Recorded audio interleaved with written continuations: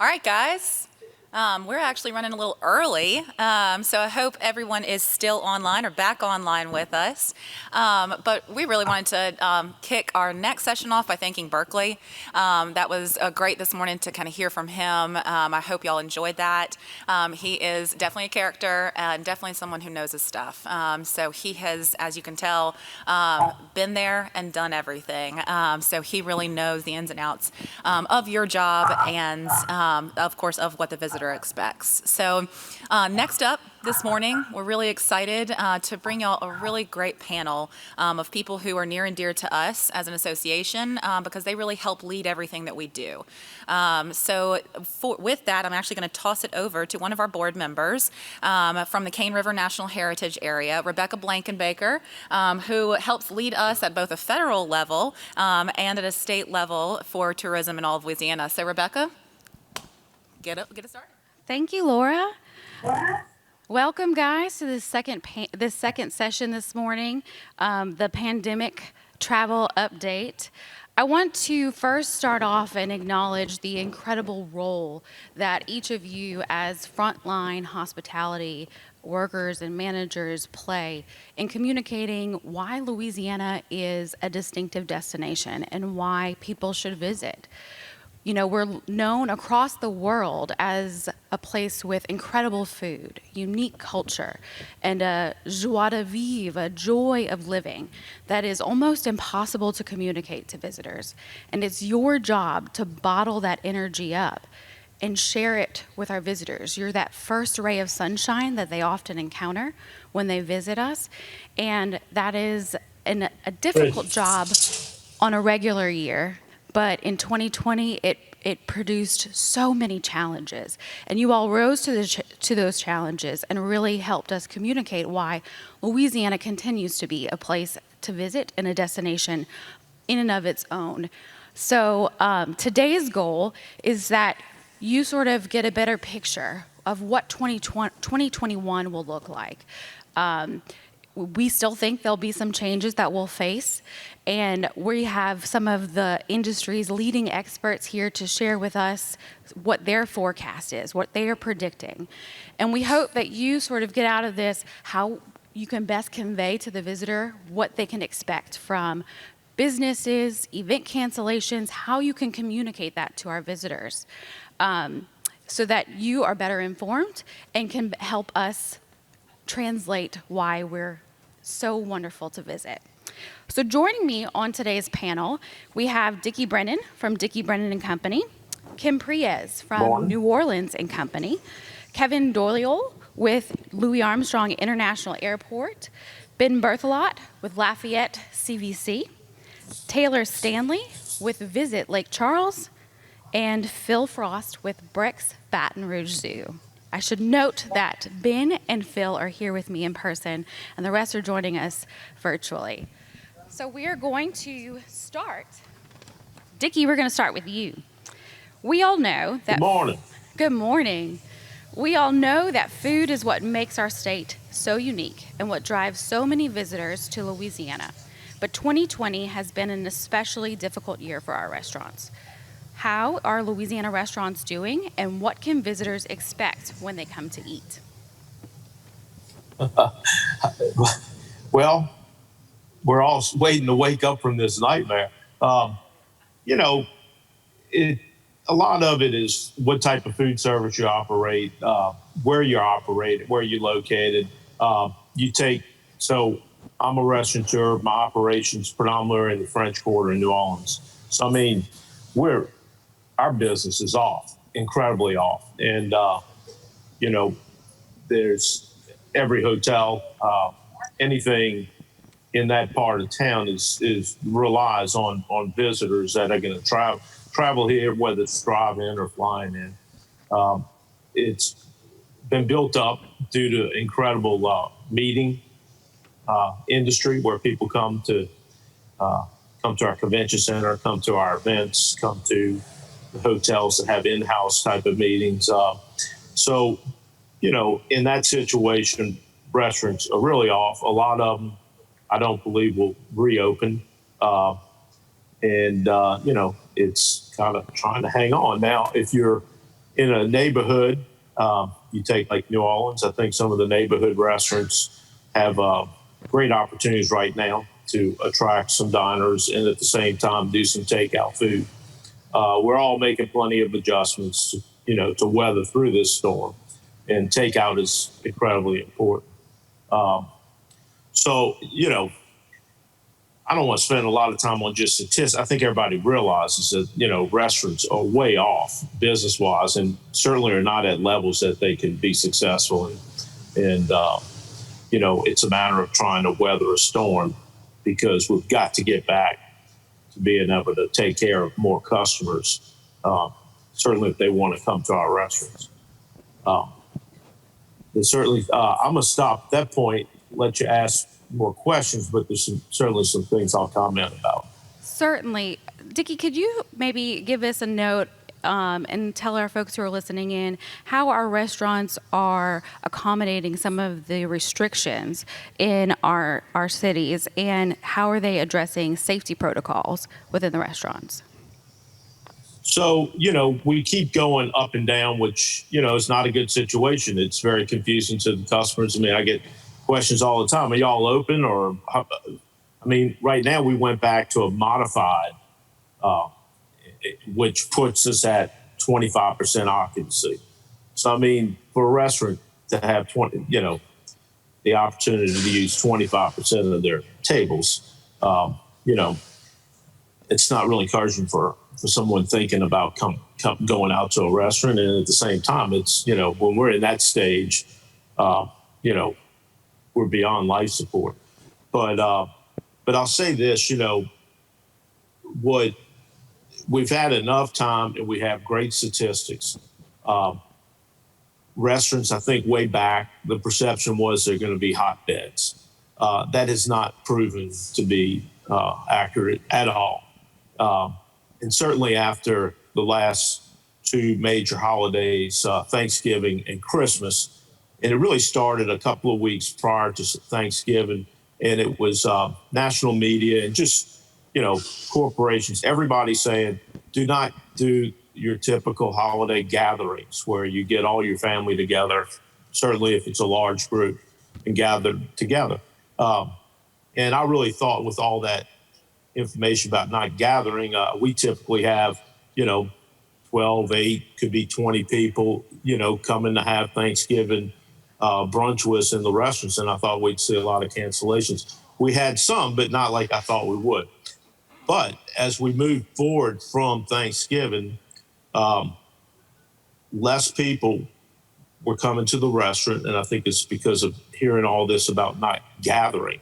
But what's happened is we're not gathering in a restaurant, which is the staff is I'll go back to what's going on in the restaurants, but we're gathering at home and we're saying, look, we're not going to go to the restaurant, but let's have those neighbors that we've been wanting to get together with and two other couples, and let's have dinner at our house.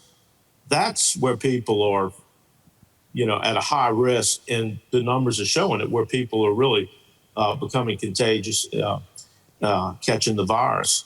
I know in our operations, 4 operations, large restaurants in downtown in the French Quarter, we have not had one employee or one customer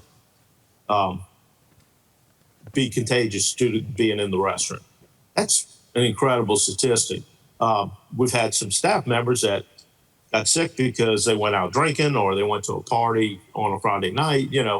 None of it's taken place in our restaurants. We've been very fortunate. And I believe that's because prior to Corona, restaurants have become very regulated by the government, but we also as an industry have been very proactive in trying to regulate ourselves. We do a lot of serve safe training. Most states have adopted the National Restaurant Association's training programs, and it's all about cross-contamination. All these different things to make your environment very safe. So we were already in that mode. And then right away, the Restaurant Association, with all the professional help we could get, took it to the next level with some additional training that we could do to have success with COVID. So all of our staff is incredibly trained. We've come up with systems where, one staff member is only dealing with bringing food from the kitchen to the customer. The other staff member is taking food that has been consumed by a customer and dealing with it to bring it to be disposed, to where we're not cross-contaminating customers with staff. So, I mean, it is a safe environment. And the risk, I believe, of going to a restaurant is so much lower than deciding to go to a friend's house on a Friday night. And that all boils down to what I call consumer confidence. And until these statistics get out, two things are happening. The restaurant industry, hospitality industry, is just really going to suffer. And the second thing is, if the information were to get out and people would have confidence to where they would go to these restaurants that have the safe practices, the economy starts back. So I think it's critically important that these statistics are, that we're bringing them to the consumers, people in our community. And my hope is that the professionals on the medical side, the scientific side, that they would be the ones giving these statistics. But unfortunately, I'm not seeing much of that happening right now. It is unfortunate, but it does present a opportunity for our travel specialists and counselors to communicate that our restaurants are operating in the safest capacity, and that we are a destination. We're destinations where people need to come out and support our restaurants, our culinary traditions. I think that that was my follow-up question to you, Dickie, was what can we do? What are some ways that visitors and the travel industry can best support restaurants? And I think bottom line, go to dinner, go to lunch, go to brunch, go see your friends. Absolutely. And I think the more the leaders in our industry, or anybody in our industry, has the opportunity to communicate with the media, scientists, whatever, that we encourage them to verify these facts. And as that's being done, to communicate, because we've got to build one thing, and that's called consumer confidence. So, my buddy had a big birthday, decided to have 12 people over to his house because they weren't going to go to a restaurant. 12 people got COVID. The hotbed is people gathering in random places in their homes. The hotbed is not restaurants. Thank you, Dickie. Thank you for your insights. Kim, we're going to go to you next. When people think about Louisiana and New Orleans, besides the food, the number one spot is Mardi Gras. And it's coming up, and we know that it's not going to look like it has in the past. So what major Mardi Gras events are canceled in New Orleans, and how can visitors safely experience Mardi Gras culture? I wore my Mardi Gras colors just for this event. Love it. Well, first, this is only the second time in the history of that New Orleans can remember that the floats, the parades have been canceled. And New Orleanians do not know how to survive without Mardi Gras. So it is important that we found a way. I'm going to time myself because I am really bad at going over. You just tell me when I'm going over. New Orleanians are really bad about giving up their Mardi Gras, and there are so many things happening right now that I'm going to give you what I know today, but I'm going to ask you guys to keep our website handy and visit it frequently, because we are getting ideas from restaurants and attractions on what they're going to be doing daily. So it's neworleans.com. And neworleans.com has a whole section on our homepage with regard to the Mardi Gras activities. And honestly, I have to look at it every day because it changes, and it's probably going to change from what I'm telling you today. We have a lot of wonderful things going on. I don't know if you've heard about this, but Mardi Gras for Y'all is going to be a television program that is in conjunction with NOLA.com that Hoda Copy is going to be hosting. It's not necessarily for the visitors who are driving into Louisiana, but it is for you and anybody who writes in wanting to know how they can get a little bit about Mardi Gras and they're just not able to visit. This is a great way to go. It's on our website. The link is on our website. Also, the house floats, the crew of house floats. February 1st, we're going to get a map on where most of these house floats are. And this is absolutely great for those that are driving in. They can take their cars, follow the map, drive around the city, and look at all the wonderful, wonderful house floats that are being created, not only by professionals but also by the creative owners that really miss Mardi Gras, and they want to experience it to the fullest degree. So I can't wait for the map to come out. I'm going to be in my car driving around. Speaking about driving, City Park, what a great idea. They're taking their Christmas holiday idea, and they're going to be putting floats on a drive route within City Park. I would recommend that anyone who's coming to town make a reservation in advance. It's going to sell out.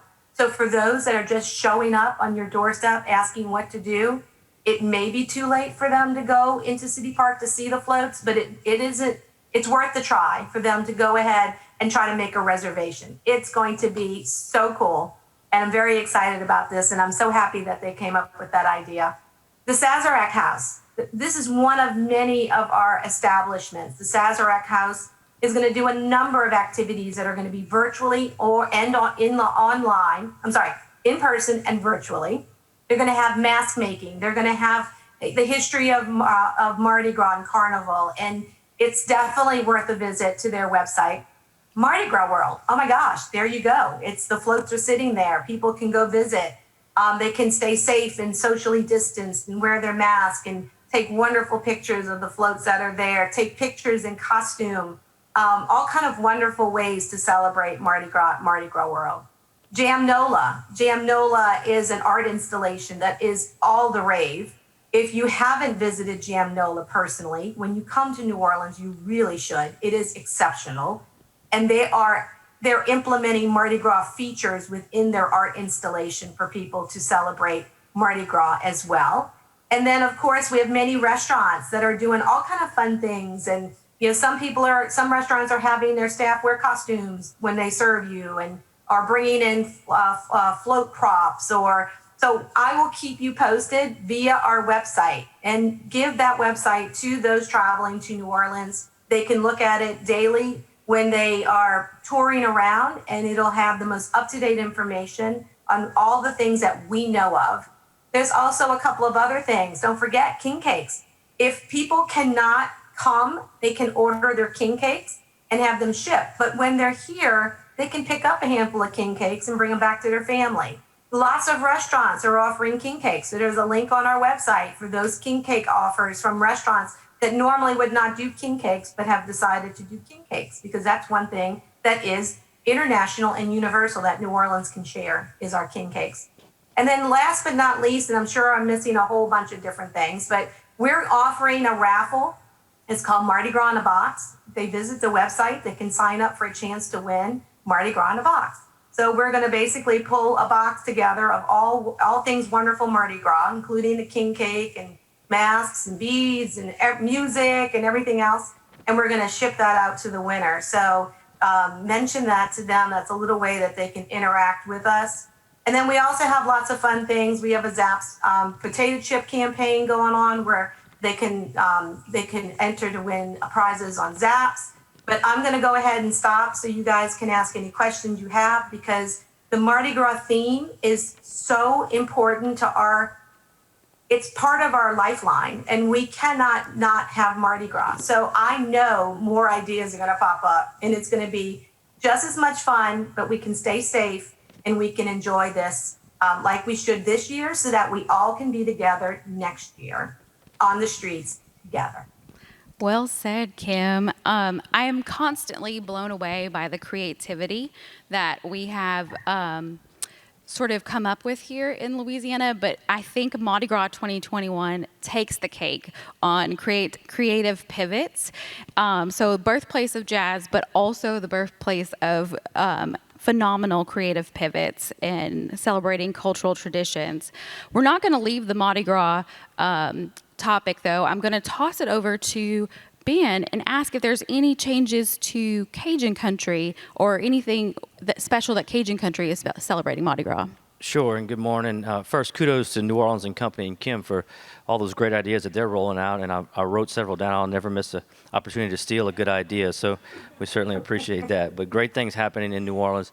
In Lafayette and Acadiana, first I just want to say we've all been working towards this day for months and months, and something that gets lost is these people making these decisions are all 100% volunteers, and they were put in a very tough situation. Ultimately, I guess about 2 weeks ago, the decision was made to cancel all the parades. All the Mardi Gras balls have been canceled, but the Greater Lafayette Mardi Gras Association will be rolling out a couple different projects, not I guess as larger scale as what's going to be happening in New Orleans, but contests for decoration of your car or your house, and they'll have judging and competitions along those angles. And so there will be opportunity for Mardi Gras to be, I guess, a little different, obviously, like it will be everywhere, but a little bit of flair in town. And I did an interview yesterday with a reporter, and he was asking about how do we make up for the economic loss of Mardi Gras, and the answer is obviously we never will. But going back to the conversation around restaurants, I think this is a great opportunity for all of us to really encourage visitors and our residents to support our locally owned restaurants, who are the beneficiary often of these big events like Mardi Gras. Nothing angers me more than when we host a convention and I see people crossing the street to eat at Chili's, when they can eat at Chili's in any city in America. So certainly an opportunity for us to push even harder on supporting our locally owned restaurants during this Mardi Gras season, and also buying from our local Mardi Gras businesses and decorating your house maybe this year, or hanging some flags outside.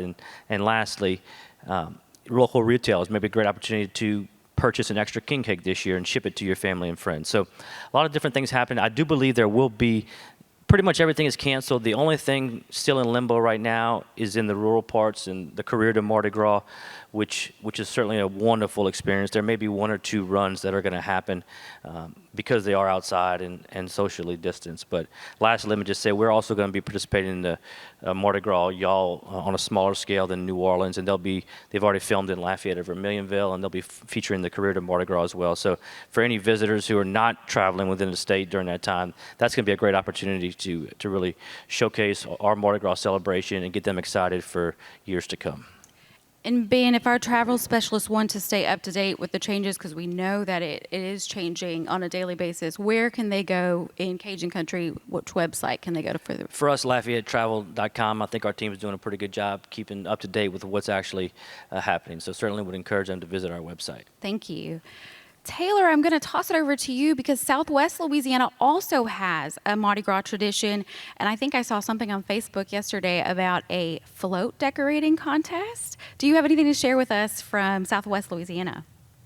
Yes, absolutely. So one thing that I do want to mention too is our Mardi Gras Museum is still open. So as people are visiting our destination, that is definitely one thing that they can go and see, all the beautiful costumes and things like that.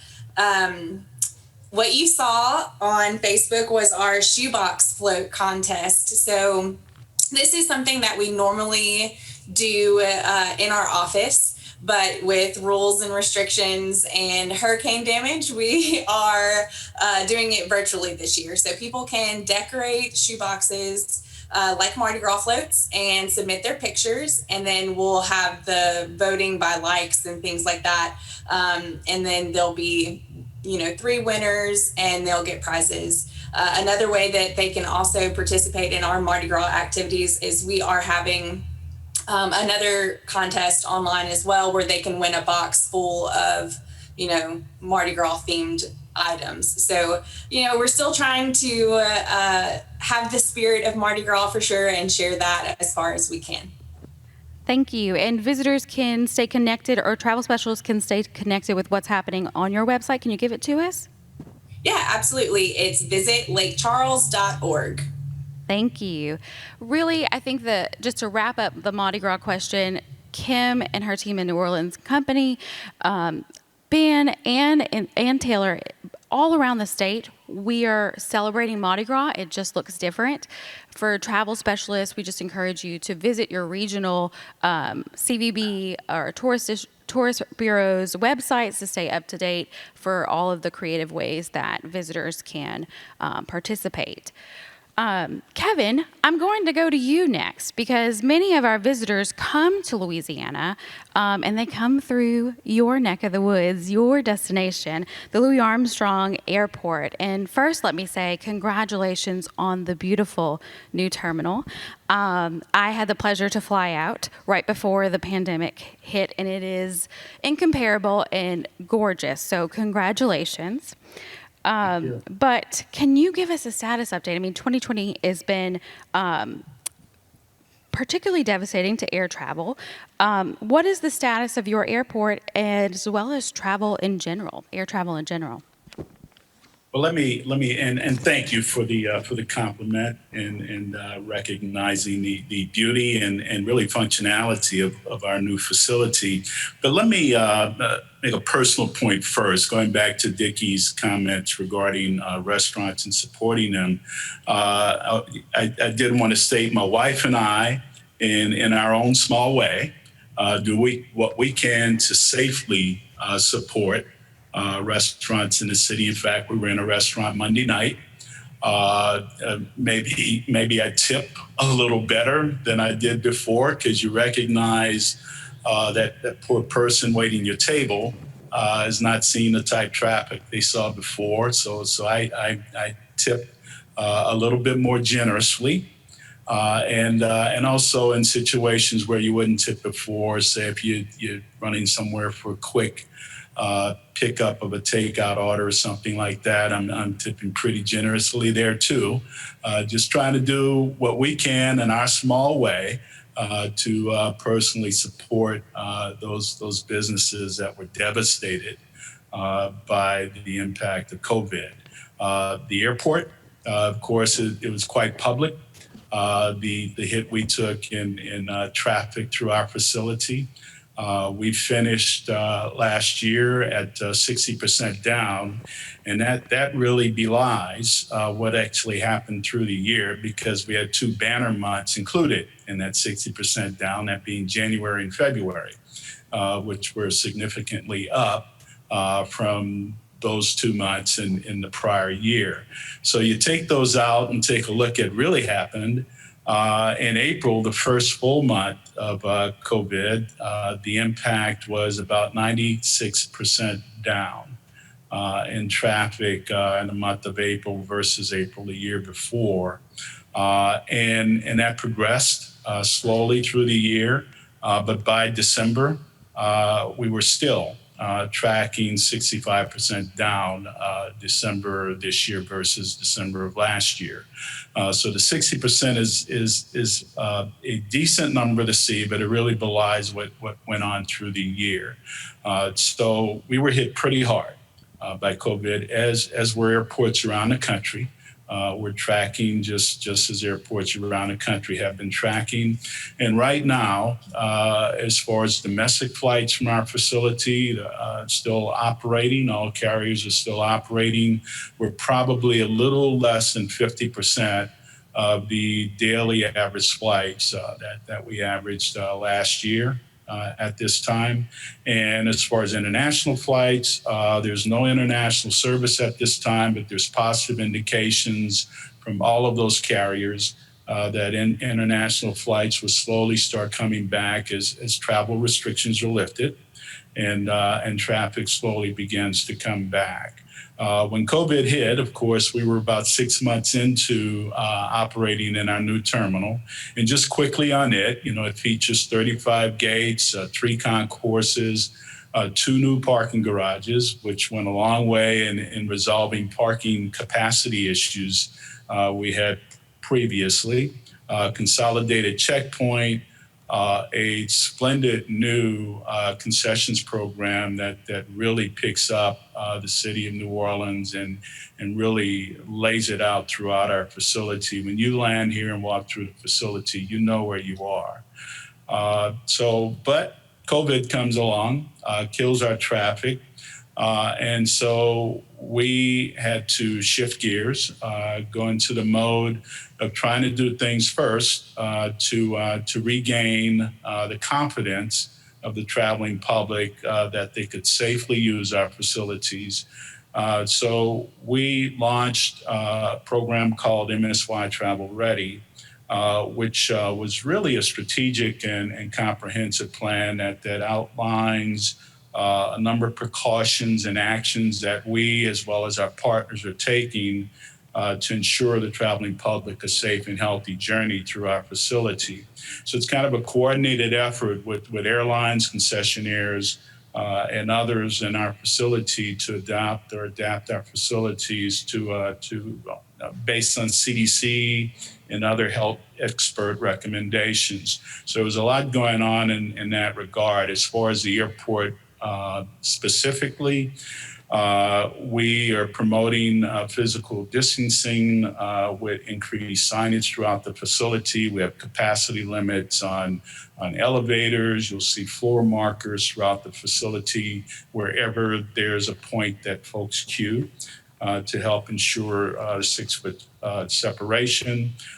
Frequent sanitation of the facility, especially high touch point areas, and believe it or not, even the TSA bins that you use to place belongings in as you're moving through the TSA checkpoint. You'll see plexiglass was installed throughout the facility in key points at ticket counters. The TSA has installed some at gate podiums, at concessionaires where you check out, you'll see plexiglass. So that's throughout the facility, and we require face coverings when you move through the facility, as do the airlines aboard their aircraft. Because of our efforts around the sanitization issue and cleaning the facility, we took the step of working through and being certified what's called a GBAC STAR certification. That's a Global Biorisk Advisory Council. And at the time that we went through the process and we were certified, we were one of only 6 airports in the country that had that certification. And it's really, that certification kind of validates or verifies that you're using the proper protocols and procedures to ensure that your facility is safe for the traveling public. So it really was a good step, a big step, we thought, in showing the traveling public that we're doing the things we need to do, because it's third-party validation of what you're going through to keep your facility safe. Our partners are right there too. The TSA has implemented extensive measures to keep the public safe as you move through the checkpoint. They reduce touch points through their process. So you scan your own boarding pass from a smartphone. You scan your own ID as you move through the facility. And as I noted earlier, they've installed plexiglass at key points as well. The airlines, again, are enforcing mask requirements. They're conducting frequent cleaning of their aircraft. And they have the powerful operating room quality HEPA air filter systems in their aircraft, which really removes 99.9% of the particulates in the air. And it's a very safe environment on aircraft. Concessions. We work very closely with our concessionaires as traffic decline to really help them plan a spooling down of their operations in a very organized way, and spooling down to the number of locations that could be supported by the minimal traffic moving through the facility back in April. And we've stayed close to them and worked with them closely as traffic slowly comes back in their slow ramp up of their activity as well. And today there's really a good number of the locations reopened for utilization by the traveling public. Of our 46 locations, 29 have reopened, both on the food and beverage and the retail side. So there's good options there for the traveling public as they're moving through the facility. And as traffic continues to slowly ramp up, that number will creep up until all 46 locations have reopened.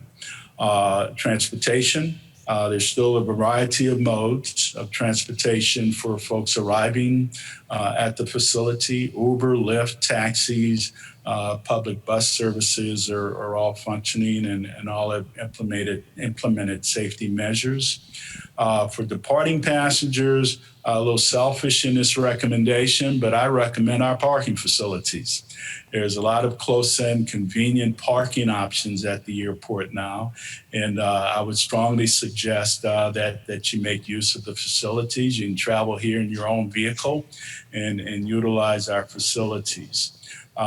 So a lot of this information, I'm going to kill it here, but all of this information, as well as links to our partners' websites, can be found on our website at flymsy.com/travel ready. Takes you right to a page with a lot of information.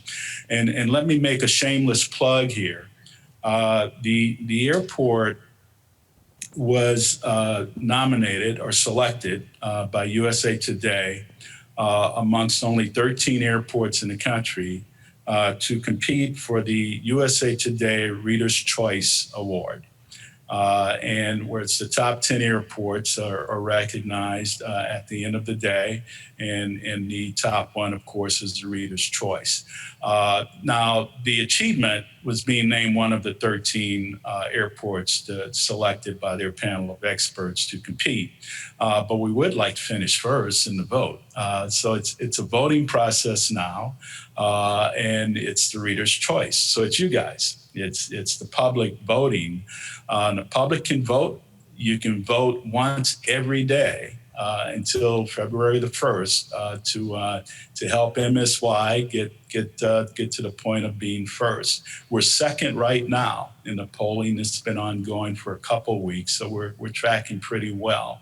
But you can also find a link. If you'd like to vote for us, you can find a link on our website as well to the USA Today site where you can vote in 5 seconds and it's done.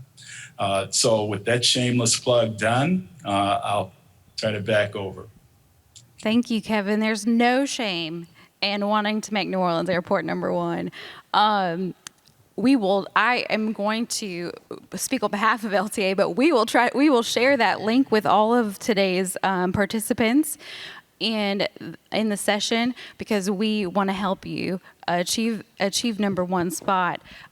Kevin, I think you answered all the questions that I have. Let me just be honest, and don't have much to say except for thank you for giving us the confidence. I think after listening to you, it's fair to say that travel specialists will probably feel more confident and secure in conveying to our visitors that it is safe to travel and our airport is doing everything that they can to ensure the safety of its passengers. So thank you, congratulations, and we're going to get you #1. We promise. Okay. Ben, we're going to come over to you. Lafayette thrives every year on music and food festivals. And as we all know, festivals just didn't make it this year. What is the status of those events for 2021, both in Cajun country and around the state? Sure. I want to just first take a step back and echo what you said earlier in Berkeley and thank all of our traveler counselors who are our first impression for visitors who enter our areas in our state and say that certainly in Lafayette, we recognize the great work that you're doing and appreciate everything that you do on our behalf. So thank you all for the work that you do. This is a tough topic, festivals, and I've been struggling to try to come up with 5 minutes, and I'm not sure we're going to get there. But I saw one of my friends this morning on Facebook say I would really love to have an overpriced beer at a concert right now. And I think the same could be said of festivals, in that I would really love to have an overpriced stuffed bread crawfish bowl right now. But the reality is we're probably a ways off from that. This conversation started around 9 months ago, and I was fortunate to join many of your peers and our peers on the Resilient Louisiana Hospitality Task Force Fairs and Festivals Subcommittee that was chaired by Mark Romig. And certainly the thing that we recognize first is the obvious, in that fairs and festivals come in all shapes and sizes, and therein, in part, lies some of the I guess, problems and solutions that are out there. When you look at the biggest, like Jazz Fest or Festival International de Louisiane, all the way down to the smaller ones, they're all different and provide different challenges, I guess, depending on where they are. But at that time, the first thing that we recognized in talking to festival leaders across the state, and this was early summer, late spring when we were having these conversations, and we were talking about fairs and festivals for the fall.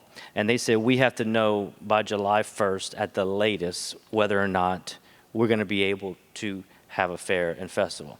And obviously, and I credit a lot of them, they held on as long as they possibly could, but nobody was ever be able to give them an answer that they could or not do that. And so obviously all the fairs and festivals were canceled for the fall. When we're now starting to see the same thing happen for the spring. In Lafayette, Festival International de Louisiane, which is the world's largest free Francophone festival, just announced yesterday that they will once again be going virtual, with the caveat that they will have, if allowable, some small performances in bars downtown Lafayette if the capacity requirements allow for that. But they did a phenomenal job. They were as an April festival, they were one of the first virtual festivals last year and really did a great job doing that virtually with about 2 to 3 weeks notice, and have received several awards from that. And so they'll be going virtual again this year. I guess one positive, if there is a positive in all this, is with our weather, we don't have a whole lot of fairs and festivals in the middle of the summertime. So it gives us a little bit of time to buy some time and see where we are come the fall. And so all the festivals, I would imagine, for the spring will go virtual. And just from a CVB standpoint, in 2020, we weren't able to fund any virtual festivals. So they did all that on all their own. I think this year we will try to do a little bit to help them, and want to encourage anybody, just like for Mardi Gras, if we're not having a festival in person, please encourage them to go and experience virtually, and I think that'll be the case. As we look into the fall of 2021, I would like to say I'm optimistic that maybe at that time we start having festivals again, but I'm not there yet. I personally believe it won't be until 2022 that we'll start to see festivals again, and even then, I wonder what they'll look like, and I think they will not look like what they did in 2019.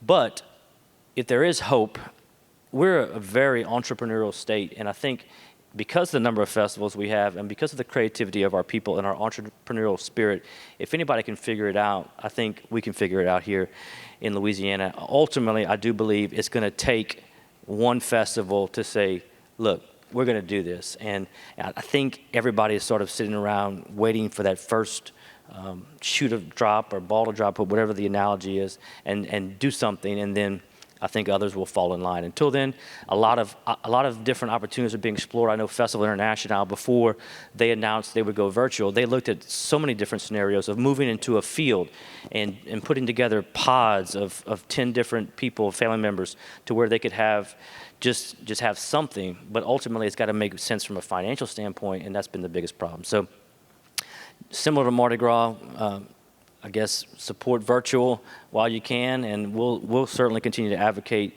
that at some point, we believe that fairs and festivals can come back safely, and we look forward to that point. Thank you, Ben. Certainly, Natchitoches, I live in Natchitoches. It is the home of the Christmas festival, and we had a Christmas festival this year, but it looked a lot different than it has in years past. And we had reduced capacity, mask mandate, not nearly the amount of activities and events that take place surrounding that. And I think that as we look to the future of festivals, just moving forward in the next year, it's going to be similar, reduced capacity. Kim, I'm going to jump back to you because New Orleans Jazz and R&B Festival made a big announcement earlier this month. Do you have anything to share with us regarding Jazz Fest in New Orleans? Yes, so the Jazz and Heritage Festival and French Quarter Festival both have decided to move to October. And that is encouraging. Like Ben says, seeing is believing. We're going to have to see where we are about that time. But it is very encouraging with the vaccinations rolling out. There is a possibility that this can happen It will not be international because we do not anticipate all of the international markets to be open by then. But the good news is we're hearing from the Jazz and Heritage Festival that even though they will host in October, they are also considering staying within their regular time period, which would bring them back to New Orleans the last week of April, first week of May. So you just can never have enough Jazz and Heritage Festival. So we're really excited about that. French Quarter Festival, they're just trying to iron out some venues, and then they'll be announcing their dates in the fall. We're going to be in a very interesting place because if October and November and December prosper like we hope it will, there's going to be a mad dash for dates and venues. Everything has been pushed and condensed and moved and moved and moved. And now the target is October, November, December. We're going to be, if things go well, which we really true hope and pray they do, we're going to be exhausted because we're going to have so many festivals, so many events. We're going to be back to doing small meetings and even moderate sized meetings. It's just going to be a wonderful problem to have. The Superdome is clamoring for dates now. People are overlapping each other. There's going to be a great demand, and that would probably be the best problem we can encounter. I do think that 22 will be the year of festivals again. We hope that we have all of them back. We understand and took for granted how many wonderful festivals Louisiana has. We knew we had it good. We just never knew how good we had it. And honestly, most of these festivals were not created for visitors. They were created because no one in Louisiana can be bored at any moment of any time. And this COVID situation has been excruciating because we need to have our togetherness, and we need to have a great drink, and we need to have amazing food. And let's not even talk about the music. So we're going to do everything we can to make it happen. We'll be promoting along with our neighbors around the state all the wonderful festivals, and let's just hope and pray that everything goes as planned. And this fall is crazy fun. Well said, Kim. Okay, travel specialist. So you've heard that from the mouths themselves. It's a mixed bag for festivals. Look for the fall. We're going to be tentatively optimistic. In the meantime, encourage your visitors to visit our virtual festivals. And you can probably look at most of your regional tourism commissions and CVBs for the most up-to-date information about those particular festivals. And we will all just keep our fingers crossed and look for the day where we can celebrate our traditions and culture again publicly in a large setting. We are going to move Taylor to you.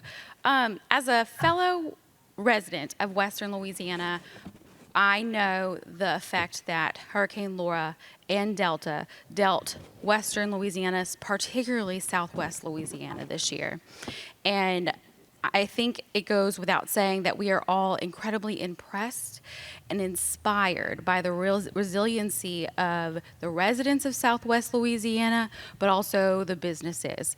Can you give us an update on Lake Charles? How is it doing post-Hurricane Laura's and Delta? And what are the major challenges for tourism as we move forward? Yeah, I mean, it's definitely been a tough year, and I kept saying, like, it wasn't already tough enough with COVID. Like, we had to have 2 hurricanes, really. But sometimes you just have to take what you get and move forward. And I feel like that's basically where the community is in Southwest Louisiana. I'm extremely proud of our residents and our government and how we've all kind of come together to work together to bring our community back. We still have a long road ahead of us, but I think that's to be expected. So on the tourism side of it, I guess I should start with restaurants. Of course, there are some restaurants that had significant damage and are having to rebuild. But for the most part, a lot of our restaurants are open.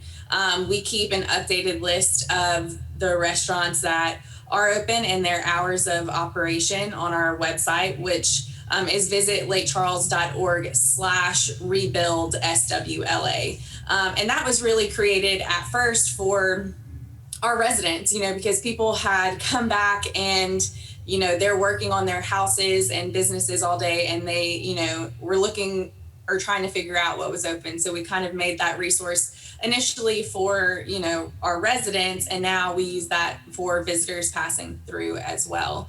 So that's going to be the best resource as far as restaurants. To talk a little bit about our attractions that were affected, of course, the Creole Nature Trail was hit very hard. At this time, we're really not recommending people to travel down the trail. Now, if that's something they specifically are asking you about and they're determined that they want to do that, really the only thing that would be available to them is the Pintail Wildlife Drive. And even with that, the boardwalk at Pintail Wildlife was damaged, and so they really can't get out and walk along that boardwalk. It would be just in their car driving. The other thing to really remember if they're planning on traveling down the trail is, our gas stations in Cameron Parish were hit very hard as well. So there's really only one place right now if you're traveling down the trail to stop and get gas.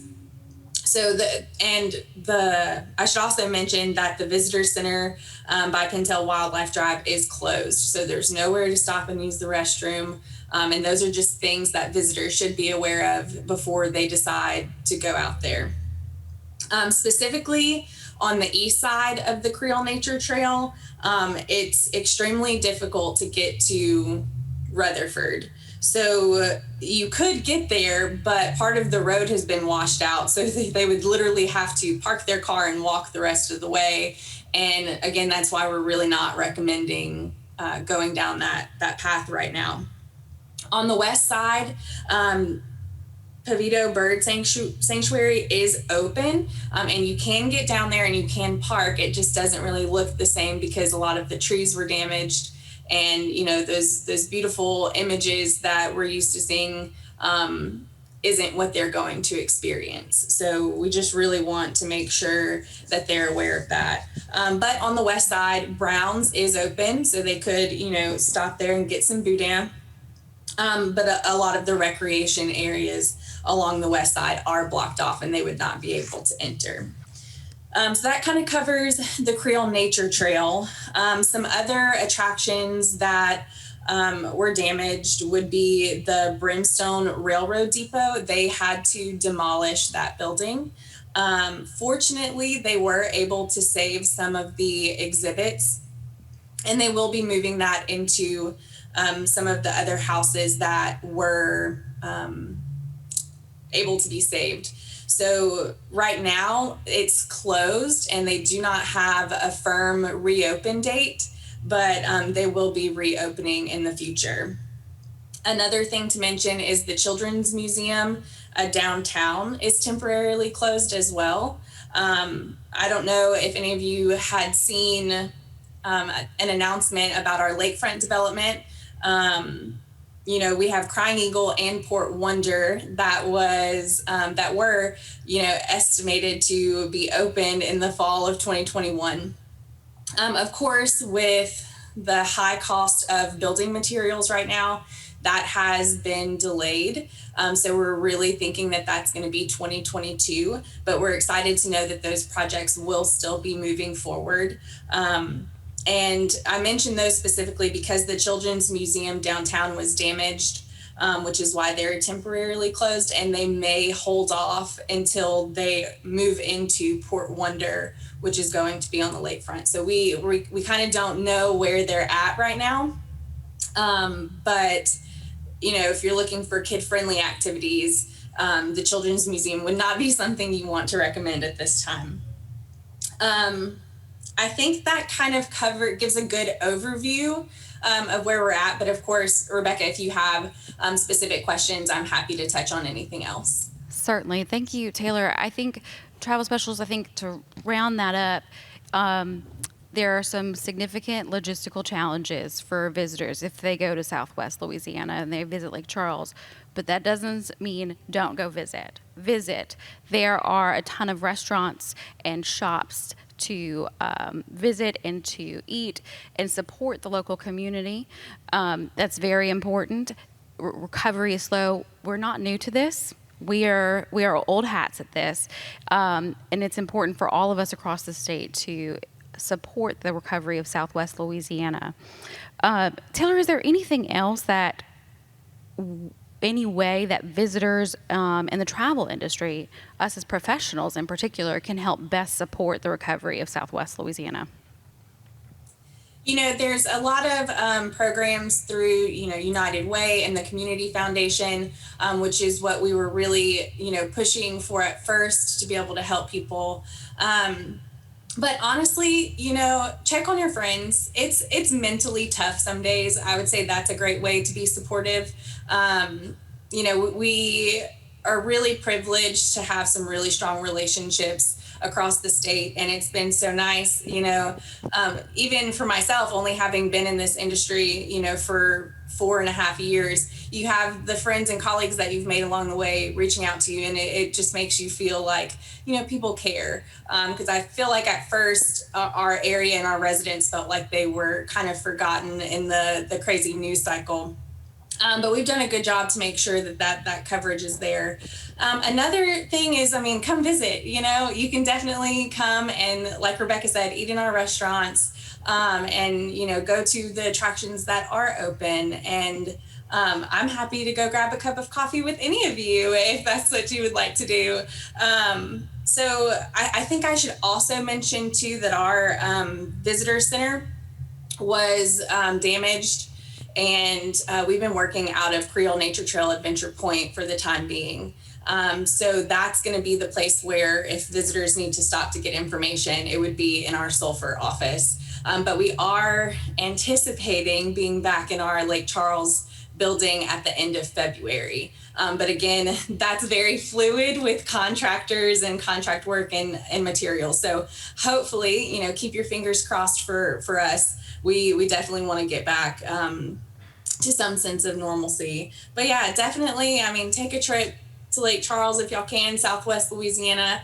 I had someone come for the first time after the hurricanes this past weekend, and she's like, I was just shocked to see, how things are. And I'm like, I know, and it's been 6 months, so to think about what it looked like right afterwards. But we're making progress, and I think that that's the most important thing to remember, that even if we're making tiny steps every day, we're making steps in the right direction, and that has to, fuel your motivation, I guess, to stay at it. So come visit. There are things open.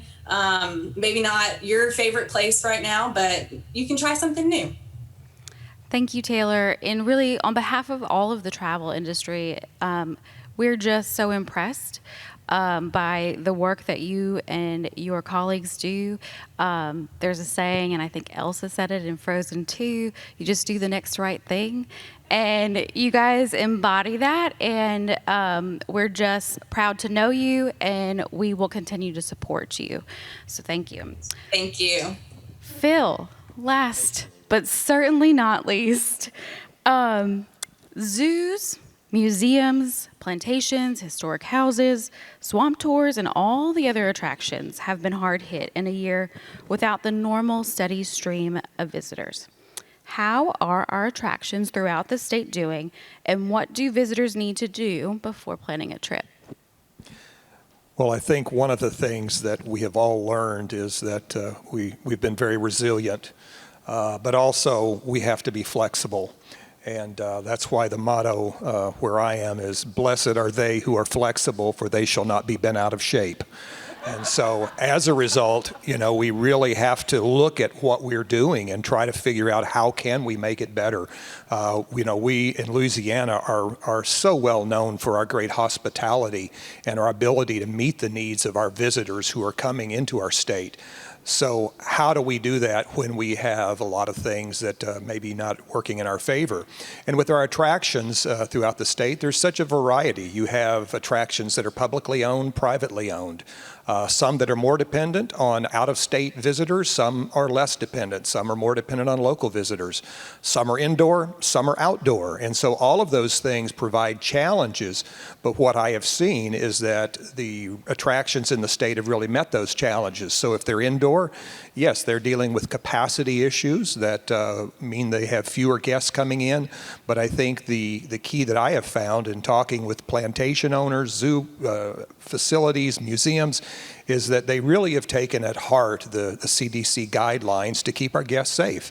And so I think that one thing you can do is to go online, look at the website of the place that you're wanting to go, and there's a real good chance you're going to see a whole list of the things they're doing to make sure you and your family are safe. I know we do it at the Baton Rouge Zoo. We have signs all over the place letting people know how often we're disinfecting restrooms, countertops, ticket booths. We have people walking one way rather than two ways, so they're not coming in contact with each other face to face, keeping people socially distanced. And I know that most of the attractions have really done a great job in trying to determine what they can do in order to keep their guests safe. Because again, we're dependent on our guests, and the last thing in the world we want to do is to have a guest come to one of our facilities and then have a bad experience because they feel we weren't really taking into account the health of their family, their children, the grandparents. So I think that's one of the things that I can say the attractions have really worked hard at doing. They've taken into account what their climate is in terms of who comes, who the visitors are, and they've tried to make it an experience that really works. We've had to cut back on some things just because of the restrictions. For instance, amusement rides are not allowed. So even if you are a zoo and you have a train, you're not able to run that train. Even if you're a museum and you have lots of birthday parties, you may not have been able to do birthday parties because the birthday parties were very hands-on oriented. And so a lot of the hands-on oriented type activities have had to be curtailed. But what we've found is just an incredible amount of creative people in the education and guest services departments at these attractions have found ways to make these things happen. So again, I'm very excited about what I'm seeing, very optimistic that we're going to have a good spring and a good summer and a good fall in terms of meeting the needs of those who do come. But I would just suggest if you have any questions, and it is a place you haven't been to for a while because you know you are kind of homebound right now. You're staying within your city or within the state. Look at some of these places that maybe you haven't visited for a while, and you may find some really amazing things. I know one of the plantation homes, I talked with the director yesterday, and he said that during the 2 months they were closed, they were able to do a lot of renovations. They were able to do a lot of painting and doing a lot of fixing up. So again, maybe you haven't been to some of these places in 3 or 4 or 5 years, and you might be very surprised at some of the new things they've added, some of the new attractions, some of the new programs they've added that just will knock your socks off, that we've got such great people doing these things in our state. That's an excellent point, Phil. In my neck of the woods, Natchitoches and Cane River, we have done just that. We've taken a look at the inside of our museums and our exhibits and used the opportunity that 2020 has presented itself as and updated a lot of things that were out of date. And I think that as travel specialists, you can definitely convey that to visitors, that you'll be surprised to see some new things and exciting things that we've taken advantage of. Phil, just you know, we were talking before this began about how we all just sort of took a stab in the dark about how to navigate some of the restrictions that are put in place by the CDC. Do you have anything else that we should know, or the travel specialists should know, how to support our attractions moving forward? Yeah, I think the biggest thing is just, we've all got cell phones. We've all got access to the internet. And, and if someone comes in and just asks, well, do you know if such and such's open? It probably will take about 5 seconds for you to find that answer. And I think you'll be very surprised, as they will be, that, again, many of our attractions throughout the state are open. They're open at limited capacity. So by going online, you can find out maybe what those limitations are, that you do or you don't have to wear masks. Most likely, if it's an indoor indoor museum, you're certainly going to have to wear a mask. If it's outdoor, you may not be. An outdoor attraction may only have part of their facilities open because, again, of trying to deal with contact and people touching things and touching glass on aquariums and glass fronts of exhibits. But I think that if you can just look at what the group is, what the family is, I think that you can really look and see places throughout the state they can go. And certainly what our travel advisors and what you folks do is so important to us, because we hear that all the time, and in many cases that they may not even have known that we existed until they stopped at one of our visitor centers, and one of you mentioned, because they were going to be in Baton Rouge in our case, that they need to stop and see the zoo. And so we're extremely grateful for what you contribute, because in many cases, in most cases, you are the very first experience they have, and with what you've done, you certainly are a welcome, as well as you're a great first view, and it's great to have you doing what you do, so we want to thank you for that. Okay. Thank you, Phil. I think that attractions have a good outlook for 2021, and definitely an avenue for our specialists to convey that they're open. Just maybe do a little research before you visit. There's one section of the industry that we have not addressed today, and that's our hotel industry. And I'm going to ask Ben, as our in-house CVB director, what are hotels doing in your communities, and what changes can visitors expect during their stay? I've been very proud of our hotel community. I think right away, like everybody in every industry, we all want the same thing. We want to be able to provide a safe environment for our visitors and our guests, and I'm very proud to say that I think we're all doing that. And we've been a little different. We're probably not a very good case study in that we had the hurricanes that hit Southwest Louisiana and drove a lot of traffic to our area during that time to our benefit, but because of that, not as many hotels have had to close as they have in other parts of the state. So I think we've been fortunate in that regard. But our hotels are moving forward, doing a great job, and like everybody else, just hoping we can continue to drive more business to them. Thank you, Ben. I think it's definitely, you can count on our hotels for following all the safety procedures and mask recommendations, and encourage our visitors to safely stay in our accommodations across the state. That is all we have for today's panel. I want to thank my fellow panelists. I appreciate your expertise in helping us convey the messaging that it is safe to travel, and that Louisiana is unlike anywhere else in the world, and we are the king of creativity, it appears. So with that, I'm going to turn it back over to Laura. Absolutely. Well, thank you, Rebecca, and thank you to all of our panelists. This was excellent. We were just talking about, some applause in here. We were just talking in the back about how this was relevant not only to our travel specialists, but to so many in the industry. I think we've all taken it hard in 2020, and it's been hard to deal with everything, but it's so encouraging to hear what is going on and how great Louisiana is truly doing. So again, thank you to our panelists, and I just wanted to let our travel specialists know that we'll be back online at 11:30, and y'all will be hearing from the Office of Tourism and the Office of the Lieutenant Governor with a great update on what they're doing at a state level. So we'll see y'all back at 11:30.